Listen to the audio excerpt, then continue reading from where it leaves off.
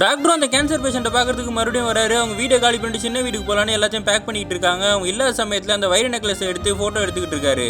அதுக்கப்புறம் அந்த பொண்ணு திரும்பி வந்துடுறா. நைட்டு கொஞ்சம் கொஞ்சமாக ரெண்டு பேரும் பேசி ரிலேஷன்ஷிப்பில் இருக்காங்க. அடுத்த நாள் ஹீரோ தான் ஃப்ரெண்டு கூட சேர்ந்து அந்த வைர நெக்லஸை போலியாக ரெடி பண்ணுறதுக்காக போகிறான். டாக்டரோட லவரும் ஹீரோ கல்யாணம் ஆன சோகத்தில் இருக்கா. அதே டைமில் டாக்டர் வந்து தான் ஒய்ஃபோட வெளியே போகிறது அந்த கேன்சர் பேஷண்ட் பார்த்துடுறாங்க. அவங்களும் மனசொடைஞ்சு போயிடுறாங்க.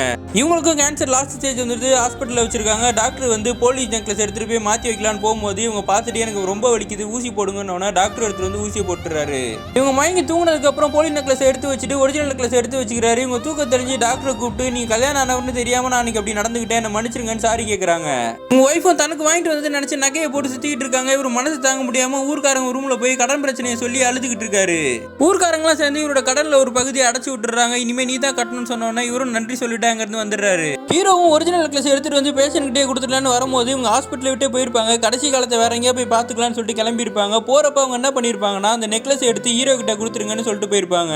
ஹீரோவும் மனசு கேட்காம அந்த நெக்லஸ் எடுத்துட்டு போய் ஊருக்கு போற தான் லவர் கிட்ட கொடுத்து நீ தான் ஊர்ல ஹாஸ்பிட்டல் கட்ட போறல, இதை வச்சுக்கோன்னு சொல்லி அனுப்பி விடுறாரு. அதுக்கப்புறம் தான் ஒய்ஃப் கூடயே கடைசியில இருக்காரு.